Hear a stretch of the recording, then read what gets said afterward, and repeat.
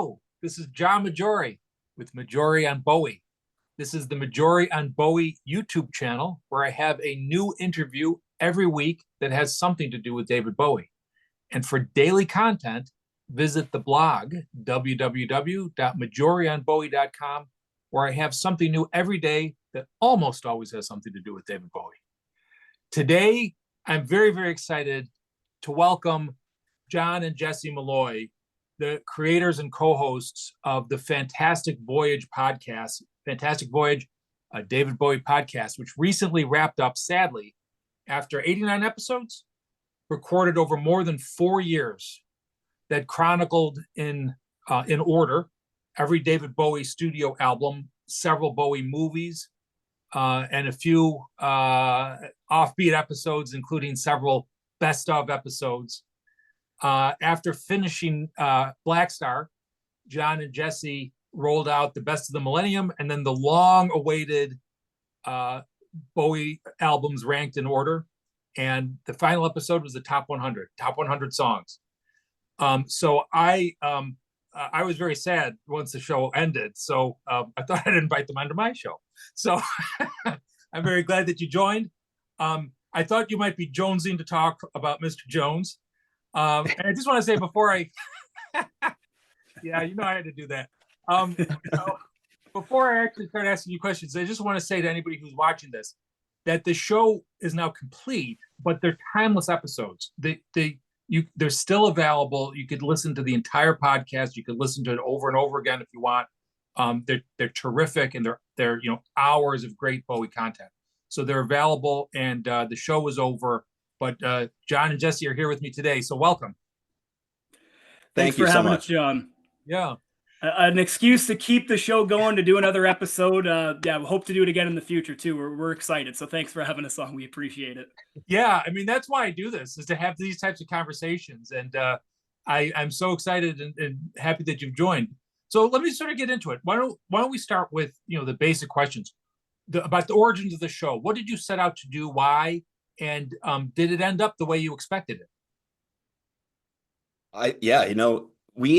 We started listening to a podcast about Bob Dylan that covered kind of the not so popular era of his career, like the mid 70s and 80s kind of stuff. And we thought, oh man, we could do this. Yeah. What's it going to be? So we started out doing, that was going to be our thing. We were going to do weird, obscure eras of our favorite artists. And we tried a few things, and then Johnny just said, let's just talk about Bowie. The two of us could talk about this guy forever. Yeah. So we set out, we made a rough episode map of about, I think it started out about between 90 and 100 episodes, and off we went, So it did kind of turn out exactly how we imagined. We didn't think we'd get the support and the back and forth online, the listeners that we got. That was a pleasant surprise. As Johnny once said, we weren't just screaming into the void, which we often do talking about Bowie, the two of us, or anything else that we're into, Yeah. That was definitely the coolest part because, usually, when it comes to someone like Bowie, I mean, you can maybe talk to people about they know 5 songs, they maybe know 1 album or something, right? But by doing this show, we got to find so many other like-minded people out there, and we kind of would incorporate them in the show, right? Have the listeners, we'd have a mailbag segment and get their opinions, their thoughts and stuff. And it was just really cool to finally reach out to and see, oh, there's actually all these people out here that are just like us, and they love these albums, and they know about Buddha of Suburbia and all this other stuff. So no, it was really cool. I'd say, probably it went the way we expected in some ways, but definitely exceeded it in that fashion, at least. Yeah. Why do you think Bowie lends himself to that? I said, I write a daily blog about Bowie. You did a show for more than 4 years, and there's a new book. Somebody comes out with a book every month, and there's cover bands and everything else. Maybe there's a Bob Dylan community that's like that, but there's not that many. Why Bowie? He's just, I think it's the interpretation thing. His stuff is so ambiguous. Yeah. He doesn't spell anything out for you. So you could listen to, we could have done a podcast about an album, just pick an album and go through each song, and do an episode on each. It felt like we just scratched the surface, which is, as you do a weekly, blog, you can keep going forever. You can keep revisiting it and thinking about it different or having different interpretations. But yeah, having the listeners give their input was a great way to kind of corroborate that, to go like, yeah, like it's just one take. We've got one take on it, or two takes from two guys, so there's just so much to unpack. So just going back to the show itself, when you think back of it on it, what was your proudest moment, your most exciting moment, and your most embarrassing moment? Proudest moment. Well, I mean, you get a lot of guests, so I mean, this is probably nothing, but we got to actually talk with Mike Garson. I know we always thought that was like the coolest thing. But we know obviously we have different style shows. We kind of dabbled in your style there for a couple of episodes, but we mostly just focus on the albums. But that was really cool. Most embarrassing moment, probably just the first few episodes when we were just kind of figuring out what we were doing. The audio quality wasn't great. I would say things like I hated a certain line of a song because I'd maybe read about how somebody else thought it was a bad line. And then I kind of started to just go, no, I got to stop, reading all this. I got to kind of just, focus on what I think, right? I think I famously said, I thought trees will play the rhythm of my dream was a stupid line on When I Live My Dream. It winds up being in our top 50 songs of Bowie's career, right? So things like that a lot. And that's, I think, just podcasting in general. You say things and you kind of regret them sometimes a month later. Oh, what was I thinking? But a lot of kind of, peaks and valleys along the way for sure. Yeah. You mentioned Mike Garson. I actually had him on my show as well. And it's the one time that my wife wanted to be in the room when I was doing the interview. And at one point he's doing it from his keyboards. And so he starts playing, right? Yeah. When we logged on to Zoom, or when he logged into our Zoom meeting, he was just playing, and we just sat there and listened to him for a couple of minutes, and he kind of looked up like, oh, you guys are here, like. He was phenomenal. A little bit later, I'm doing this out of sequence, but we mentioned Mike Garson. Bowie was not just Bowie, right? Without Mike Garson, a lot of what we think of would be very different, right? It might still be good, but it wouldn't be the same. And I was going to ask, who do you think, everybody would say Brian Eno, Tony Visconti, Mick Ronson. So putting those guys aside, who do you think were his collaborators who made him? Take them out of the equation and you'd have a different David Bowie. I mean, I think we've talked about Bowie being the ultimate casting director. Yeah. So there's probably so many unsung heroes that went. I'll see what I did there. that went unnoticed, and I think the total piece, it's just he knew who to put in certain situations, and he knew when to give them direction. He knew when to say, you just do your thing, give them the space to be creative. So I mean, you can look at guys like Dennis Davis and Carlos Alomar and George Murray from that era that, I feel like it's just, he's the sum of all the pieces, Yeah. And that can kind of answer the first question you asked, John. Why Bowie and not Bob Dylan? Well, Bowie touched on so many different more sounds than Bob Dylan ever has or ever will, right? It was, when you say which guy, who would be the number one collaborator, and I'm like, it's tough, right? I mean, it could be, you might think Reeves one day and all and some of the guys that were more involved in the drum and bass period and some of the dark, the stuff in the 90s, but then there's also the stuff he did with Nile Rodgers and the itch that scratches for some people. I mean, it really is tough to narrow it down. Yeah.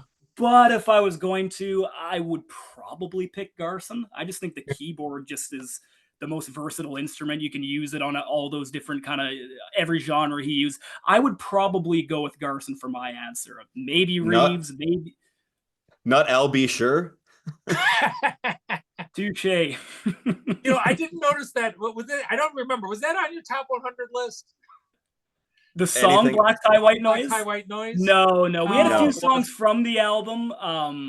I think You've Been Around, maybe. Did that crack it, Jesse, right at the top? Jump They Say was up there. Yeah. And so did I was just making Miracle Goodnight.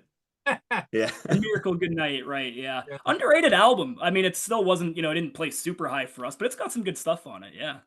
Yeah, no, here we're getting way off my battle plan here, but Black Tie White Noise.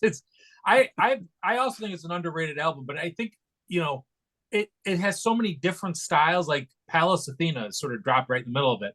And I actually I bring that up in part because I think a great example of the type of insights that you guys have brought in your conversation, that would be an example, is you talked about what he was doing with like the one line from the song. And do you remember what you were saying about God is on God's top of it all. Yeah.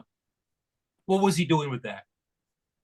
It's heavy commentary, isn't it? Yeah. Like it's like I the way I kind of see it is, and this could be different than what we said 2 years ago, but he's looking at the world and he's like, don't worry, God's got it. This is, you left it in God's hands. He's on top of it. Don't worry, you know, like the saying goes. And it's not a very happy, it's not a very positive sounding sound. Right. It's not. No, it's very scary. Right.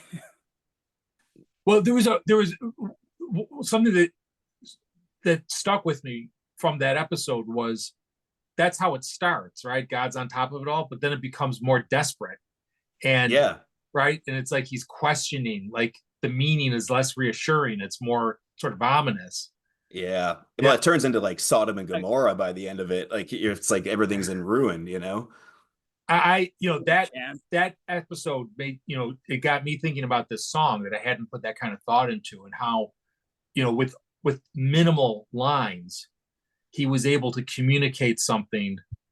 You know, it's like almost the opposite of something like the Bewley Brothers, right? Where another great song, probably even a greater song, but there's a lot more language. It's wordy, yeah.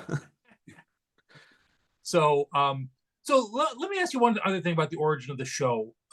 You started during the depths of the pandemic, and so does the one thing have something to do with the other?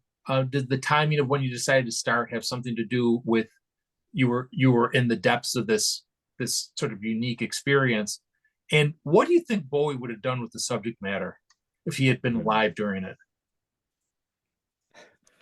That's a good question. Well, just to answer the first bit there, I feel like we always maybe sought out to do something like this, but I definitely think the pandemic played a part, because I can kind of remember exactly where I was when Jesse pitched the idea of doing a show. I was in my apartment, I was sitting on my couch, and he just called me, and I believe we were in a lockdown.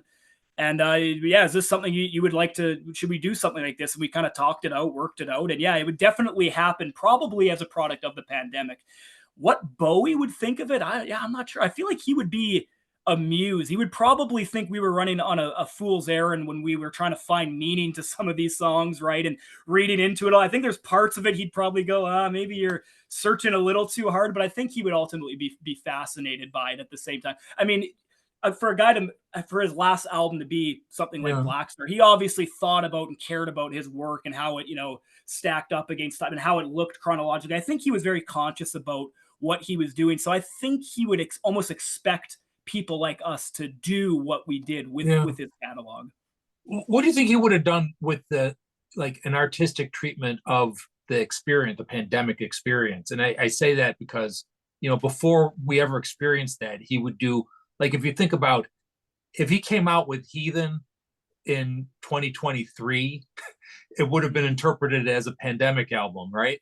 Or, of course, yeah. You know, or Diamond Dogs, right? It's like that became Diamond Dogs, which I always liked, became like my personal soundtrack during I kept listening to it over and over because it seemed about that. What's that? I'm glad you brought that up, because I remember thinking this and then thinking, oh, I'll save it for the episode, which is something, Johnny, how many times have we said that? We've wanted to talk about something. It's like, oh, we'll save it for we'll talk about that in a year and a half when we get there. And one that got lost was I thought, oh, if he was alive during the pandemic, we'd get 2 Outside. I think that would have been the time where he would have circled back, got on a Zoom call with Eno and said, hey, like, let's lock down together and, you know, maybe get the whole band together, whether it be virtually or actually together. I think we would have got the second part of Outside, or at least I hope we would have. Well, I say it as if it might still happen.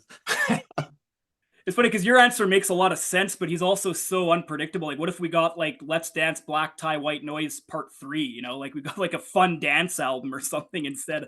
I feel like, but like Yeah. who really knows with Bowie? But he was always writing about society, and that was one of the biggest things that happened in society in the history of the world. So I'm sure he probably would have something to say. He would have something to put out, and who knows what it actually would be, but Yeah.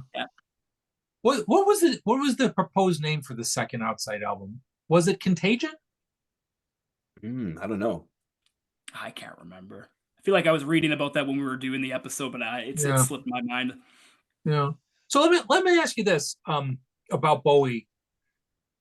It because I'm focused on David Bowie, he seems like a central figure in our culture today. Do you see that? Where is his place in the world today versus December 2015? You know, I was listening to Rock and Roll Suicide the other day, and a message like, "I've had my share. I'll help you with the pain. You're not alone." That lasts forever. You know, to hear that somebody's gone through something and that, you know, he means it, and you're not. It's just like something about that's just timeless. You know. Yeah. His stuff always had to do with life, and I feel like that's another reason to piggyback to your first question again, John, is why do so many people connect with them? It always had something to do with what to do with your life, how to be happy about your life, that just always seemed to be the central underlying message in all his songs. We could try to always look for what was the specific meaning, but he always seemed to be on the nexus of something when it came to being happy, he was a liberating figure in the Ziggy period. You know, he had all these things. It all seemed to kind of circle back to that, you know, you're not alone. We could be here. It always seemed to be this, that kind of was the thing he would always call back to.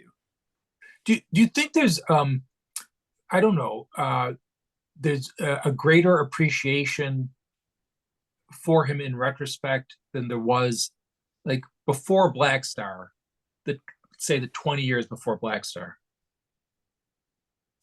Well, nobody loves you till you're 6 feet in the ground, they say, right? I mean, I think, I think posthumously he maybe grew a little bit. I mean, he didn't win a Grammy until he was Black Star, basically. Aside from, I think it was Jazzin' for Blue Jean, right? But I mean, not to measure things, we've been vocal about how much we dislike awards for art, but that does give you a bit of a look inside what the zeitgeist thinks, or what, pop culture, where they place artists, right? So that's an interesting, it's tough to know. I mean, we've grown up with him our whole lives, so he's always been this, people around us have always said, oh yeah, David Bowie, he's great. It was no surprise to us when we heard everything, because it's always just been entrenched in us. So you mentioned that you grew up with them, which is something that you've mentioned on your show, and multiple episodes you mentioned your father's theory about when Bowie reached his peak.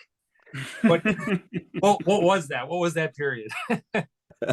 Yeah, he started at 67 at the top, and it was all downhill from there. And he means it. He really means it.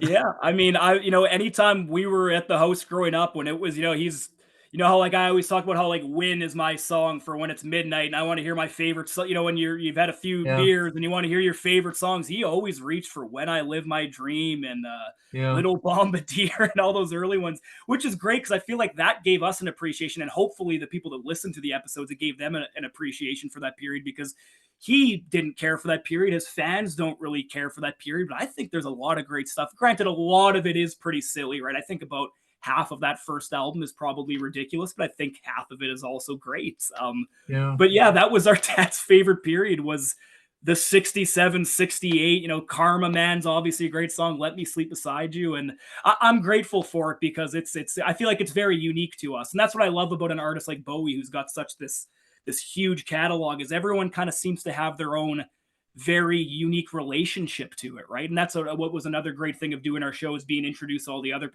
Most people, it wasn't that album, but some people, they had Outside as their favorite album, or something else that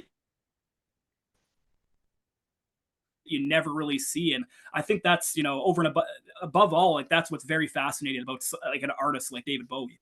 Yeah. So I don't remember exactly when I started listening to your show, but it wasn't in 2021. So at some point I discovered it, but I did, in preparation for this interview, I decided to go back to the first couple of episodes, which I had not previously heard.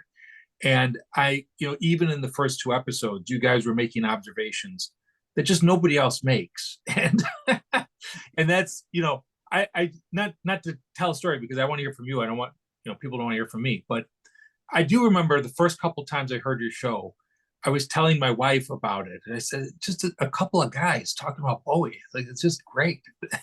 And I started like the Pallas Athena example. I started sort of latching on to some observations you made. And I'm reminded of that when I was listening to the first two episodes, which were focused on the 1967 debut album, which is called David Bowie. So I jotted down two. I'm going to look at them. So you guys play a clip from Madonna's Don't Tell Me. The glitch hop. Yeah. Yeah. And then, well, actually you played the clip that she lifted from this obscure song, which is called Sell Me a Coat, which very few, like even fans don't know. And I've never read that. I've never come across that observation before or since. How did you stumble upon it? And then the other one from that album was the lyrical similarities between Come Buy My Toys and Simon and Garfunkel's Scarborough Fair. And it's like, how did you pick up on this stuff? Well, yeah, we listen to a lot of music. We do. I feel like at least one of those maybe came from reading like Nick's Peg Encyclopedia, Pegg's Encyclopedia stuff. But yeah, I think I've got it somewhere around me. I think they were actually both coming by my toys, if I'm not mistaken. I think the guitar picking actually comes from, if my memory serves me the well, intro, yeah. It wasn't Sell Me a Coat, it was Come Buy My Toys. I think for both examples, but but anyway, I mean, if you just to like look at my backdrop here, I mean, this is I got a trillion albums back here. It's just my whole life, it's just been collecting music, listening to music, and then it's like I'm like Leonardo DiCaprio in Once Upon a Time in Hollywood. Oh, there, I heard, where did I hear that before? And just kind of piecing all those connections together. But that's another thing Bowie would do a lot. Bowie would do that himself a lot too, right? Is kind of take little bits and pieces of his personal, music and record collection, all the stuff he listened to, which was totally out there stuff. He listened to like the legendary Stardust Cowboy and a bunch of artists that I never heard of before, and kind of put that in his music too. So Bowie is maybe the ultimate artist for that, where he's somewhere right in the middle of, he's borrowed from all the right people and all the right people have borrowed from him. And he's almost like at the center of it all. And I've said this before on the show too, if I'm ever putting together a playlist, I've got some people over, I go, okay, well, this guy likes hip hop, but that girl over there doesn't like hip hop. She listens to, top 40 pop. So I got to get to from Chappell Roan to Kendrick Lamar. How am I going to do that? I'll probably have David Bowie in the middle somewhere, right? Yeah. Because he's just connected to so many different universes. And so that's once again one of those just great, unique things about him. Yeah. I think too, picking up on, just to circle back a bit about, finding these similarities in music. I spent my 20s with a guitar in my hand, figuring out every Bowie song, like just what is it? Like what does he do next? How did he come up with that chord progression, whatever it is? So through learning these songs, I've studied them. So if I hear it out in the wild somewhere, I'm like, there it is. It just becomes a part of your, not your muscle memory, but your it's so entrenched in your brain once you study it on that level. It's hard. Like, it's kind of, I think it's annoying for people if they show me a song and I'm like, oh, that's just like this, I'm always like Johnny says, Leo DiCaprio, pointing at the screen going, it's that, because, it's music is somewhat finite. You can only, only so many things sound good. So it's not masking it. That's not the right word, but it's it's reusing it and repurposing it in a way that that resonates to an audience now, like to a contemporary audience. I think that Bowie was just the master of, you know, he just Yeah. found a way to bring things into the current time. So yeah, There was, another thing that you guys do was make interpretations that, for me, because I have fun with that, right? I completely agree with what you said about, there's so much to be interpreted. I feel like Bowie left us something to do, right? And he encouraged that, right? He wouldn't yeah. tell us what his songs meant, and he would, change what he would say from interview to interview. But some of your interpretation, I'll tell you one in particular that I felt was like almost like the key to the kingdom. It's another obscure song, the wedding song off of Black Tie White Noise. And I forget which of you made the observation, but there's this line, "She's not mine for eternity." And you were talking about how that's so atypical for a love song, which is usually endless love. Mm-hmm. And for me, listening to that, I sort of linked it to everything else where he thinks of eternity as a curse, like Endless Tragic Lives, or the character he played in The Hunger, where, yeah, whereas he's like, more, I want to make the best of the time that I've got. And even some of his later songs that are reflective and they're sort of regretful, it acknowledges, I sort of link Hours to Queen Bitch. I could do better than that. And then later in life, he's basically saying, I could have done better than that. Yeah. It's not really a question, That's but it's like, it's it's such an interesting thing to write, and that was a song to Iman, like, you're not mine for eternity. Like, that's not what you'd expect. And yeah, and I think there's some reincarnation talk in there too, Yeah. like you're mine for now until we die and we continue on elsewhere or whatever, after the next Bardot, I'll tell you all about it, right? I was gonna race you to that line. Yeah. Yeah. So what do you think some of your more unique or unusual observations or connections were over the course of the show? I picked up a guitar the other day and I started playing zeros, and it's Starman, and I love how he just redid, or he took the Starman chords and dragged it out 2 bars instead of one, like quick changes. And I thought, like, there, like, nobody knows that. like, what am I doing talking about this for 3 minutes on a show? Like, who's listening? Like, like, and it's stuff like that. I just love that kind of stuff. So anything like that, these little things where he's even borrowing from himself. I think that kind of stuff was fun. And I mean, talking about like Just a Gigolo, and just like discovering that, Stromberg from one of the Spy Who Loved Me is in that movie, and like stuff like that. Like, that was the most fun I think we had throughout the whole podcast, was doing the weird offbeat episodes where it felt like the teacher left the classroom and we can just, goof off and talk about, his stint on Broadway doing Elephant Man or whatever else, the weird ones. Ball was another highlight. Yeah. It was because we did this show, Jesse, that it was the only avenue for it being acceptable to get somebody the Linguini Incident on Blu-ray for a Christmas present. That was one of my Christmas gifts this past year, was the Linguini Incident because I was in the store and saw that and I went, well, this is like so unique to us. I mean, like, anybody else that would ever open that would, they would be so upset to see that they got the Linguini Incident. The shop that brought that in thanks you for buying that. Not something I seeked out either. I just saw it and I went, how could I not? I mean, like, but obviously very unique to us. And yeah, I mean, that I just thought, because what we did was, I feel like a lot of people would maybe think to do the albums and talk about the Bowie albums. He's an albums artist. He's got tons of great ones. You go to his Rate Your Music page, the blog, and there's just bold. Like, people love his albums, but I don't think anybody was talking about the Linguini Incident or Just a Gigolo or even Merry Christmas, Mr. Lawrence, for that matter. Maybe a little bit popular, though. Obviously, The Man Who Fell to Earth was a big one, but some of those movies that we watched, and I had never even heard of some of them. I had never seen them until we did the show, so those were definitely some of the more fun moments. And maybe if you were looking for our show for something a little bit more unique to what you might typically find in a music podcast, it'd probably be listen to some of those movie episodes that we did for sure. Yeah. So I actually, I hate to admit it, but I did not yet listen to your Just a Gigolo episode.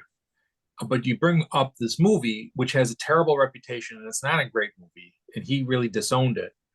But when I finally got around to seeing it, there's two things that struck me. The one was, what image you'll never see reproduced is David Bowie wearing a Nazi uniform in a coffin. Right? I mean, have you seen that image anywhere? No. Yeah. And then the other thing was, it occurred to me that he had just experienced that, where the actual far right party in Britain was taking his whole fascism shtick seriously, which I don't think he actually intended, and was sort of abrogating his image. And then he plays this out in the movie, and it wasn't a good movie, but what an arresting image, where he gets caught in a crossfire and dies randomly, and then the literal Nazis exploit his dead body. Right. Yeah. Even just that concept in itself isn't bad for a movie, like there's something there.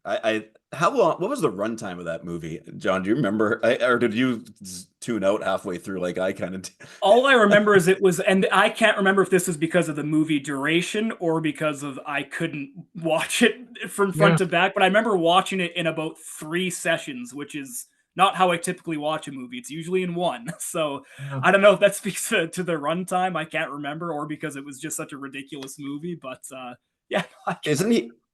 Doesn't he also dress up in a mascot, like selling beer or something? Yes.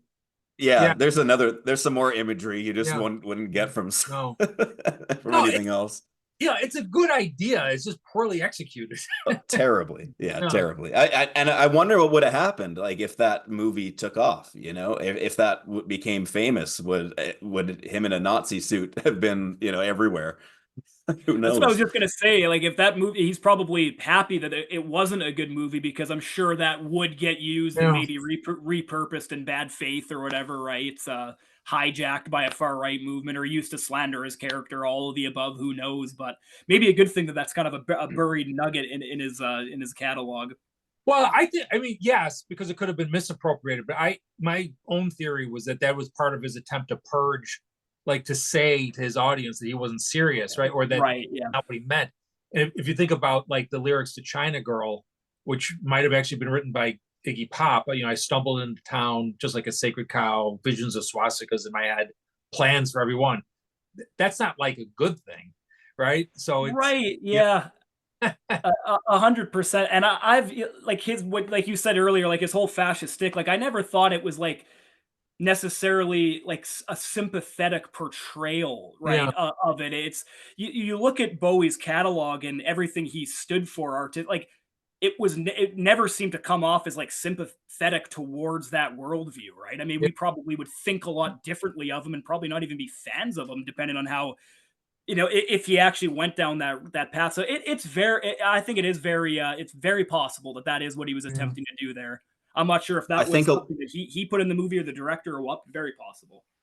Well, and I think a lot of his muses, I mean, he had a taste for the macabre, and it doesn't get more dark than, German history or, European history from during World War II. So I think he's interested in that dark, scary stuff, like he's reading, it's a side of life we can't ignore. It's there. It happened, and we need to kind of talk about it sometimes. We can't just pretend it didn't happen, right? Like I've gone through his top 100 book list. I haven't read them all, but I've read a few of them, and there's some dark stuff in there. Like he's not reading James Patterson or whatever, like he's reading some some dark fiction and some history too. So the natural progression is, how do I get, once you get scared by something, how do you continue to seek that thrill or seek that feeling? Is you got to get scarier, you got to get deeper. So into fascist history he goes, and it doesn't look good, but I think it was more of a muse than anything that he was using it as. Yeah. So if the only thing he did was just a gigolo, we would not be having this conversation right now. Oh boy. Yeah. Yeah. Oh. And when I say that as a lead-in to going back to his music, because I forget which of you said this, but again, it's somewhat fresh in my mind. You made a similar point about his debut album, that if that was the only thing he did, we probably would have never been talking about his debut album. But my question for you is, do you think that the same thing is true for some of his later albums? And so, for instance, yeah. I mean, go. You know what I'm getting at, so go with it. Well, I feel like like anything, like with, we always talk about the Beatles on our show, like with how they got popular, it has to be a kind of a perfect storm. So just where the world was at in 72 in particular, and how people thought about the guys dressing as girls, and Bowie kind of being a glam artist, and him releasing that album at that specific year, I think, that probably was the only thing that could have catapulted David Bowie to being the David Bowie as we know it 100%. I don't think he could have released like, you can even like a great album like Lodger in 79. Is that going to actually make David Bowie a household name? I don't think so at all. So I really think it was a perfect storm to get him, where he wound up going to. So let me ask a controversial question. So suppose the only album he did was Black Star, which was your number one album. Yeah, that's tough, because we tried to, when we looked at our album rankings, we tried to separate the music from the lore a bit with that. And we both kind of thought, if you take the lore out, it's right up there with his best work. I really truly think so. You add the lore in and it's our number one, so you can't separate it. It's a part of it. It's the way it is. Yeah, so if it's the only thing he ever does and he dies 2 days after it comes out, that's a story in itself. So you never, that could have given it publicity. If it's just you take all that out and you put it out there, I just question in 2016 who's listening to a new album by somebody they've never heard of before. With the way that the music market is so saturated right now, I don't think people stand a chance to be as famous as David Bowie or anybody that has had fame from a different era in this day and age, unless they can get behind the machine, of whatever that looks like. I don't know. It's far over my head how the music industry works now. I do think the thing with Black Star too is, like, he made that album knowing it's baked into the album, like his last 40 years of work, it's all in there. So it is a good point. Like, musically by itself, is it his best? Well, probably not, but the content is very much referencing that in a roundabout way, right? It's made like that album was made with David Bowie going, I'm David Bowie and I'm about to die, so I'm gonna put this. So it's that is kind of baked into it for sure. No, I wondered that, because I also, I don't know that I would say that it's his very best album, but I would certainly agree it's one of his very best albums. But it's so much richer for me to listen to it, because I'm familiar with his catalog. Then I was surprised. I've talked to educators who have taught college classes about David Bowie, and many of the students know of him from Black Star. And it's like, how do you appreciate that album for what it is without knowing everything that came before? But I guess you can, right? And I also agree that the music is great, and it's so different than everything else he did.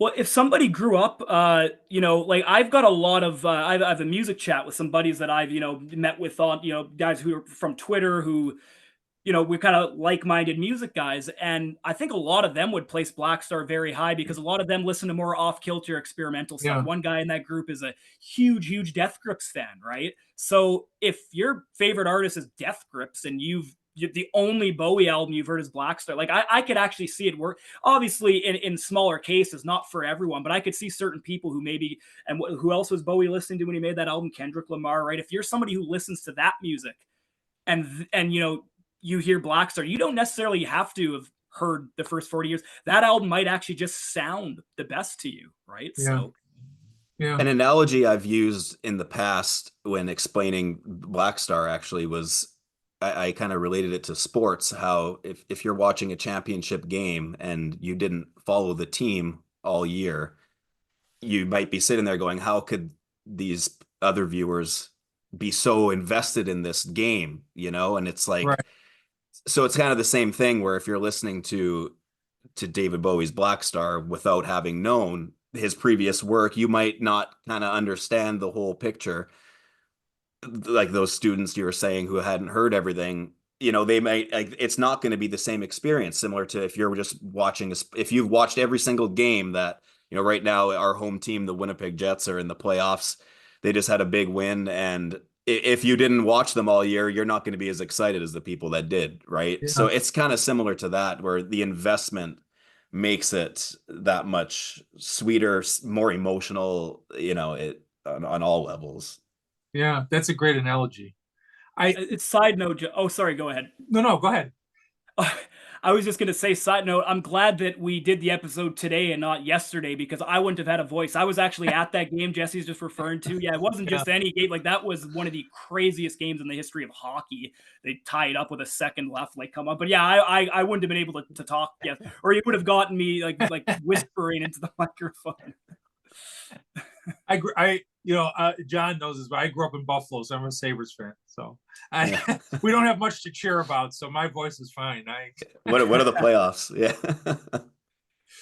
So, you know, one of the things that I enjoyed about your take on so much of Bowie's music is that you seemed totally untethered to the conventional take. And I was trying to go back and find it, and I couldn't. But there was one episode, and it might have been in one of the Tin Machine discussions, where one of you said, "This is what people are going to be listening to in 50 years, not the greatest hits." And so I don't know if you remember what I'm talking about, but you know, what do you think people will be listening to from Bowie in 50 years or 100 years? That's I think, fascinating. I'm trying to remember what song that might have been. I don't know if you remember, Jesse. yeah. Go ahead. You've got something there.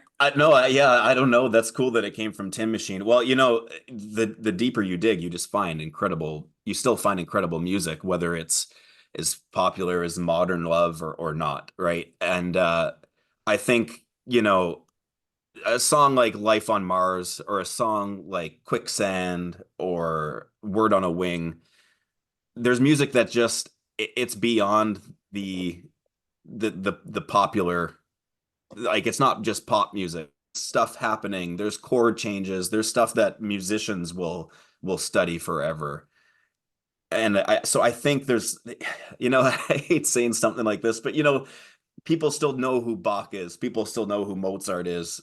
You know, I think that he did enough, and that he put good enough music out there, and creative enough music out there, from a musical standpoint, that a lot of his stuff is gonna live on. Because, and we talked about the subjectivity thing. I don't know, how could you listen to a song like Life on Mars, whether it's in today, whether it's in 1972, or in 3072, you know, 1,000 years from now, and not go, holy shit, this sounds good, Yeah. you know?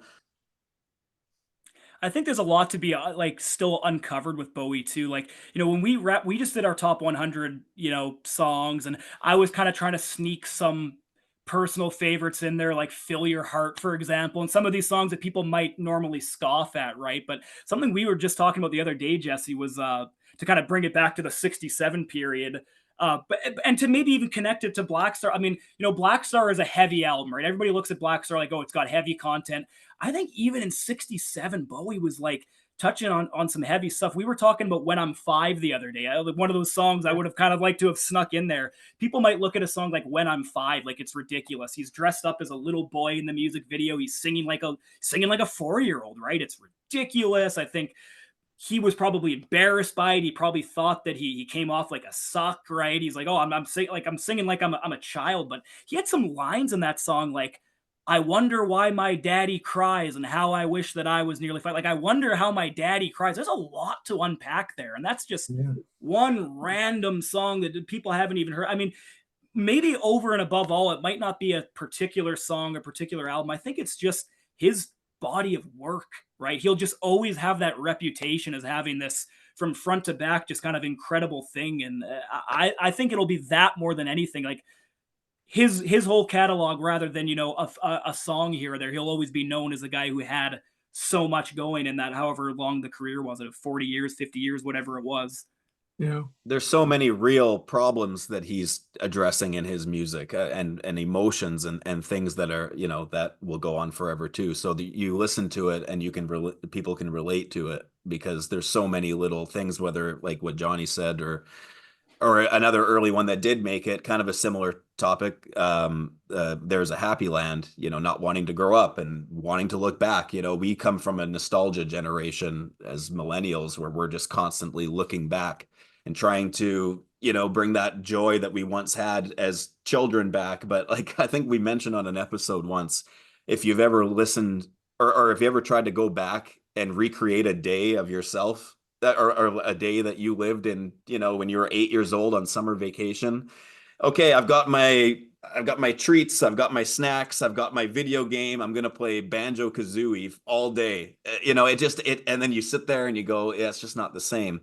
And we're constantly chasing that, you know, or at least, you know, I think people do, you know, look at nostalgia as a thing. And so just things like that, like there's just one example of a way that like that song is timeless, you know, just trying to recreate something and it not feeling the same. And it's just, there's so many little tidbits like that throughout his whole catalog that, and then if you don't like this version of that, there's probably one with a totally in a different genre from a different decade that touches on the same thing. And yeah, there's a Bowie for everybody, really. You're talking about, I mean, I mentioned this, but then pivot and ask about a different song, but you're talking about nostalgia and songs that you sort of slipped in to the top 100. You had as your number 7 song Slip Away. Oh yeah, there you go. Yeah. that is everything that were just touching on. Absolutely, yes. So yeah, coming to the realization that those days are so gone. They're gone. Like it's, you know, what's the show he was referencing? The Oogie and Boogie show or something? The Floyd show. The Uncle Floyd show with yeah, that's incredible. So I was so glad that we were able to get that in the top, because I knew I was going to have it so high, and I was hoping Jesse would have it high too, because we kind of did like an aggregate system for the most part. And that's another one of those songs you don't really see it. And like our top 10 had a lot of songs you would usually see, but not that one. I think it stacks up it's every bit as good as those ones. I was really happy that placed where it did. So the song that is mentioned on almost every episode is Tumble and Twirl. Oh yeah. And it has a special meaning in your show. And what is it? And of course it's off of Tonight, which is like the conventional worst Bowie album, right? That I don't know. Finished last on our list, yeah. And but everyone else were bottom 3. But Tumble, I think, yeah, you did not mean that to be the worst Bowie song at all. It was not at all the meaning. I think that was during a brief hiatus we took of about three or so months. My second daughter was born, and we finished at Tonight. And then we're going, okay, we can't end on that. Don't worry, we're going to continue the show. But during that time, we were thinking about how that song just was good. Like we didn't expect it to like it so much, despite having heard it before. And you know, it's like there's a spirit of the award anyway. Was a song that you listen to and you go, hey, this isn't bad. It's actually pretty good.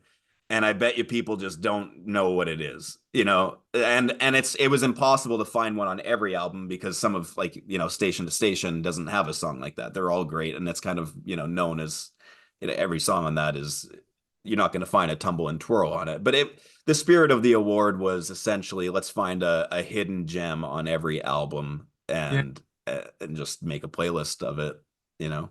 Yeah. And it's kind of got that. I mean, like, John, when you asked that question, you had this huge grin on your face, right? So I think also the spirit of the award is when you're able to appreciate the humor within someone's catalog, right? Like the song that's like, oh, that one, like a song that you would kind of giggle at after hearing, like, oh, you're like Shake It off of Let's Dance was our Tumble and Twirl pick. Yes. I love how when you're a fan of someone like David Bowie and they've got this huge catalog, you can really appreciate those kind of funny moments too. Like a lot of the great, like there's humor to appreciate within an artist's catalog. The ridiculous moments sometimes are the ones that border on ridiculous within an artist's body of work, and being able to kind of chuckle about it and being able to, hey, we've got this group of Bowie nerds online. They know about this song too. They'll appreciate this. They'll get it, right? It's kind of the award for like the Bowie or the Bowie nerds, or That's right. Yeah. right. Yeah. And people, it doesn't have to be limited to Bowie, right? You could be a fan of who knows, Springsteen or something might have moments like that. Bob Dylan's got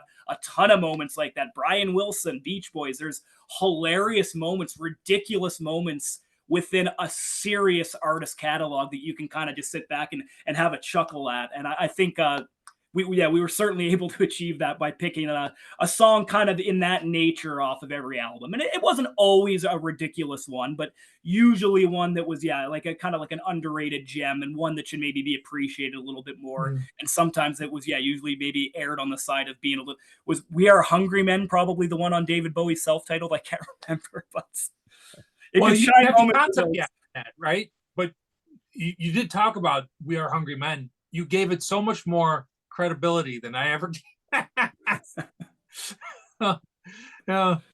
So it's a good thing he didn't come out and do that one at Live Aid. That would have been a disaster.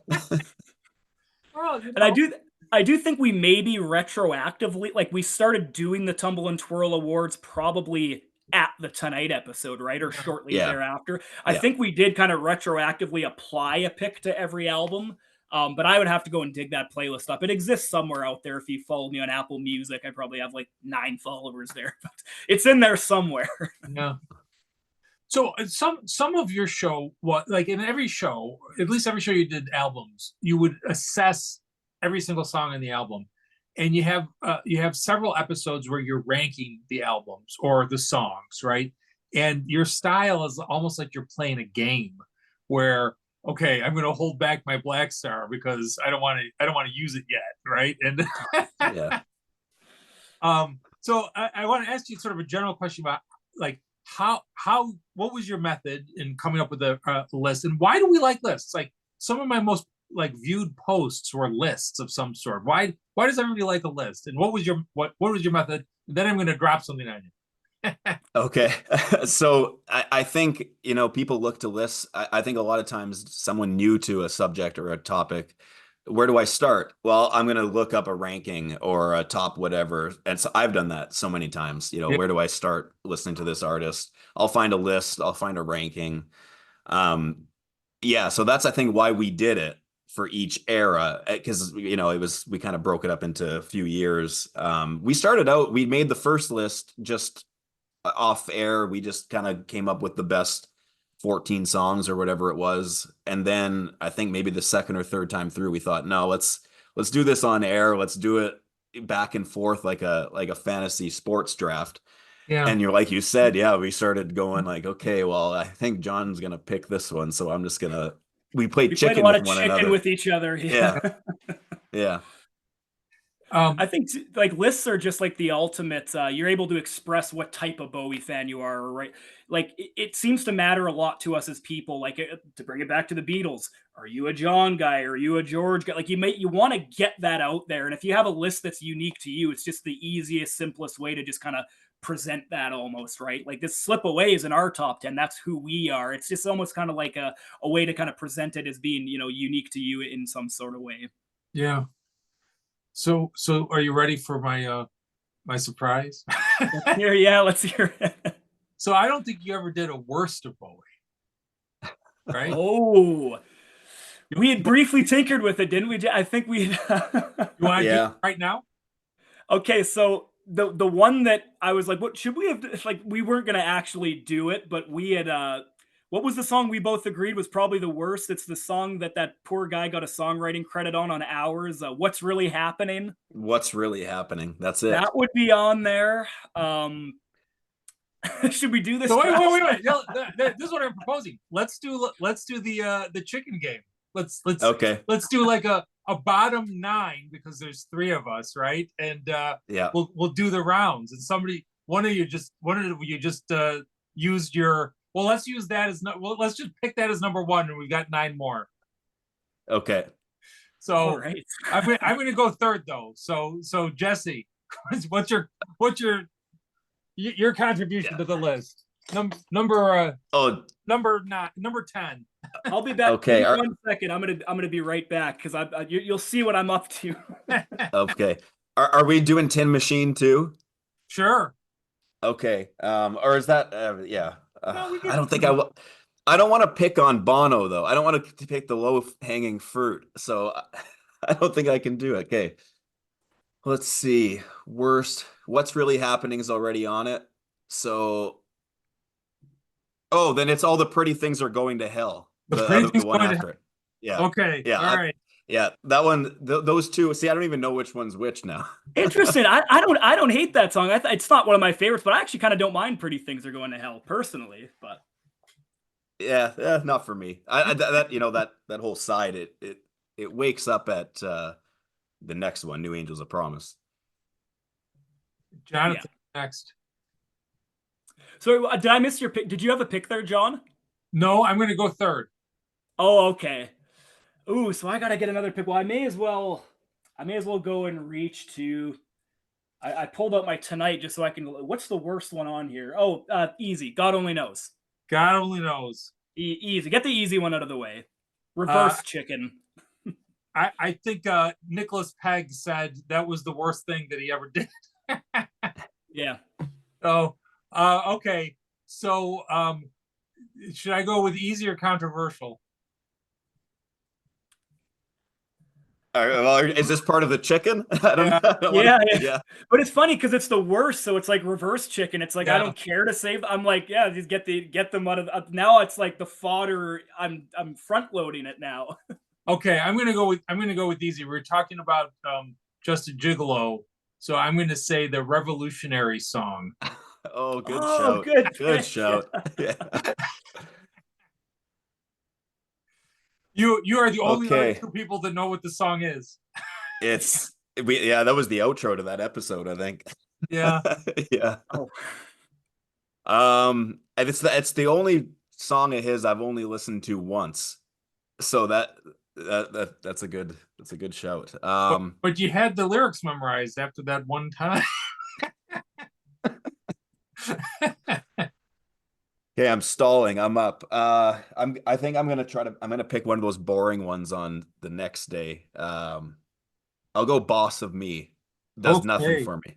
Does absolutely nothing for me. That's a good one, yeah. Or not a good song, a good pick rather. All right. Wow. This is tough. Yeah. I mean, I'm not gonna pick something on Tonight. I feel like that's low hanging fruit. I'm not gonna pick. True. I'm not gonna pick Stateside. Oh, that's. And it's kind of not a Bowie song either, right? Because that's the drummer sings that one, right? Hunt. Yeah, Hunt Sales. Jesse, you just inspired my next pick. I'm gonna go with one. This is very controversial, probably. But sometimes I think we just accept challenging songs as good because they're challenging, right? Oh, well, it's not conventional, therefore it's good. How about Wishful Beginnings off of Outside? I'm never going to listen to that song unless I'm playing Outside front to back. I will never reach for that song. That in the back. I don't think it's a good song. And my controversial take that I was kind of workshopping, I think I eventually didn't go for it, was that Earthling's actually better and Outside's the most overrated thing he did, and we just kind of accept it as being great because it's different. I don't feel that way about the album as a whole, I don't think, but I'll circle that track as one of them as for maybe more controversial pick.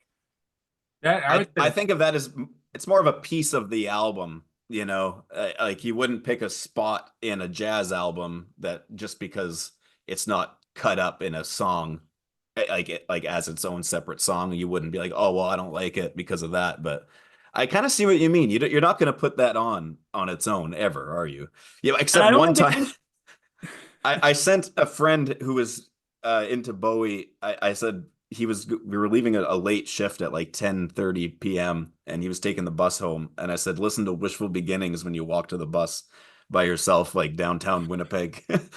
And so just the thought of him listening to that. That's kind of, there's the one time you do it if you want to scare yourself. I get that pick though. Okay, so I'm going to drop a controversial one with you guys, and Okay. you're going to have to listen to my rationale. Okay. Uncle Arthur. So my rationale is this: you're going to start your whole career with that one. Yeah, that's yeah. Opening song on his first album. That's almost first impressions are a big thing. People don't forget. The fact that album came out when Sgt. Pepper's did, and that album was probably sold out at a few stores, and the David Bowie album wasn't. So that somebody took that home instead, and they put it on, and they heard. It's kind of got that tumble and twirl quality that I can appreciate. To bring it back to tumble and twirl, that is kind of like the tumble and twirl album, right? It's so silly and so happy-go-lucky. I don't hate Uncle Arthur, but I don't think it's one of my favorites on the album either at the same time. Okay. Do I want to go with a juicy one, or am I going to pick another one that just does nothing for me? Let's see. I'm going through his catalog in my head. I'm sorting. I mean, I'll probably find something that Never Let Me Down. Oh, you know what? I'd be remiss if I didn't say Noise. Black Tie White Noise, the song. Oh, yeah. I was listening to it not too long ago, and it's got a real good funky start to it. Yeah. But there's something about the message just comes across as so artificial, like fake. I don't know. It doesn't sound genuine. It's the one time I'm listening to it and I'm going, it just didn't do it. It just felt like a commercial. It didn't feel like the real deal. So, and the noise is a noyoing. So yeah. What was that about? It doesn't even fit with the rest of the song. Yeah, what? Like it's where Johnny's been talking a lot about the humor in a lot of his music and him not taking it serious. Maybe that was an attempt to be funny, but it didn't land. I don't know. Yeah, there's my third one. That would have been that is kind of the game of chicken, because that's one that I definitely had in the back of my mind. I think we were even kind of workshopping this list, Jesse, and that I was like, well, we may as well start doing the list now. We may as well start putting it together. And we'd maybe mentioned like two songs. I think that was maybe the other one. That's truth be told, Black Tie White Noise, outside of that one and maybe the I Feel Free cover, is a pretty consistently decent album, I would say. But that's definitely my least favorite song as well, would be that one. I almost wonder how the album would be regarded if it was named after a different song from the same album. Like the wedding song, like it should have been called the Wedding Album or something, right?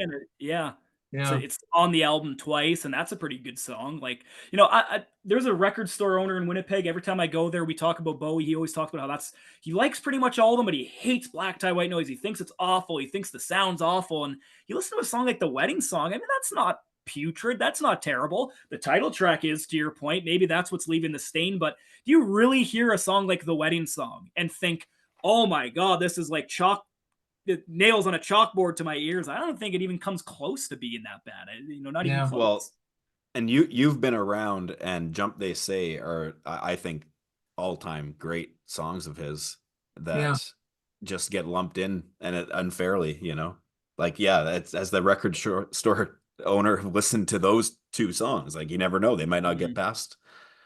You mentioned Miracle Goodnight, which I've often thought if he came out with that in 1987, that would have been another top 10 hit. Yeah. I think we talked about that on the Top 100 episode, right? I think like you stack it up against those songs from even like the album before, right? Like like the 80s, the songs on Let's Dance, where it's the title track and China Girl and Modern. Like, I think Miracle Goodnight is not the worst song of those, like, obviously made for the radio pop songs. Miracle Goodnight, I think, is like second to only Modern Love out of that bunch. Yeah, totally. It totally fits with that. And an interesting story from Palace Athena from that album was to get play at clubs. They gave the single to Palace Athena to underground DJs in the States with untitled, so that they didn't know they were playing a David Bowie song. Because if they had heard the single, they would have gone, "Oh, I'm not putting the next one out or on. I'm not putting Black Tie White Noise on at this club, or I'm not gonna." He was at a low after the mid '80s to the early '90s in terms of popularity. Yeah. Or not popularity, definitely not popularity, but in terms of his creative output, I think the people in the underground clubs weren't reaching for David Bowie. So to have to put him on by surprise, it just goes to show what I think people's opinion was of his stuff in 91, 92, right? I recently came across a song by a band called Built to Spill.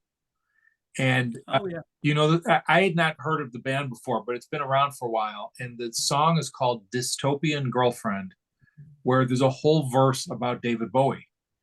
And the verse is the narrator of the song is arguing with his father about, is David Bowie any good? And the narrator concludes, I think Bowie's cool.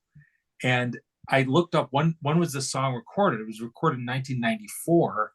When that was debatable. Like, I don't think that would, right. It's like, that's around the time of Palace Athena. It's not the exact year, but it's around. So, Jonathan, you've got one more bad song, and then I've got one more. Well, I almost want to rescind my Wishful Beginnings pick, because I'm looking here and I'm like, oh, there's worse songs than that. But I did pick it, so we'll keep going. Now I should maybe play the game of chicken, because there's an obvious song and then there's a not obvious song. One of them's on a live album, one of them's on a studio album. You'll probably be thinking the studio, because it's just we think of the albums before we think of the. Although you did go really deep with the song from Just a Gigolo, though, so who knows what you really think? I don't know. It's playing these mind games can be tough sometimes, but I may as well not overcomplicate things. Just give Jesse just mentioned Black Tie White Noise. When you heard him say that, I think a lot of people, their brains would go to this song. And it's the other song with rapping on it, which is Shining Star, Making My Love, with the Mickey Rourke rap. That's what I wrote down. I said, okay, I blew it. But you guys, that lick is good. No, I fight for that one. I forgot about the lick because I hated everything else. So it's better than Pretty Things Are Going to Hell in my books. Wow. That I would think was the obvious one, which I literally wrote down. But so I'm not going to pick the live one. What's the live one that you're going to say? I think I know what you're going to guess, and I'm going to dispute you. But what is it? Well, I want to hear what you say now, because I'm going to force you to say it, because I'm curious. All right. So I do not think that this is a bad song, but when you say a live song that people think is bad, that was only recorded live, it would be Lightning Frightening. Oh no, I think there's a studio. I like Lightning Frightening. No, it's not that one. All right, Lightning Frightening's a pretty decent song. Yeah, I liked it. Yeah, but I've heard people say it's awful. Was it Knock on Wood? Maybe. Oh, that's what I meant. I didn't. Okay. Yeah. Knock on Wood is what I meant. Why did I say Lightning Frightening? I'm losing it. I was like, I didn't even realize he did that live. I was like, I want to go and hear that now. No, but not Knock on Wood. Yeah. Oh, you know why? Because thunder, lightning, you make me. That makes sense. See, I'm older than you. My brain is going. Yeah, that's what I meant. No, you're. And truth be told, I mean, if we're gonna actually put this list out, I'd probably have that actually on there. Now that I've had some time to think about it, that would go on there before Wishful Beginnings. But yeah, that's certainly the live one. And once again, not a polarized. And with you being the exception, maybe not the most polarizing, but kind of chalk. A lot of people refer to that one as being not up to par. If you go, this is a true story. You're gonna think less of me. If you go back to, so I did on the blog, I did very early on, I did all the albums, and I did David live, and I wrote the highlight is "Knock on Wood."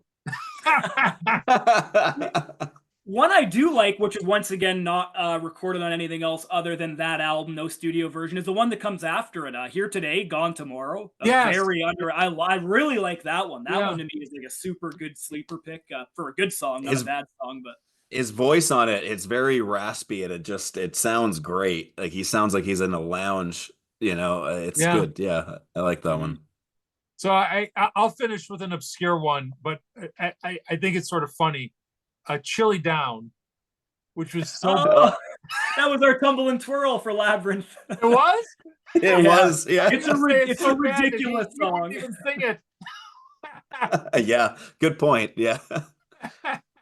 It's it's a very, very ridiculous song, but it's almost so bad that it's good.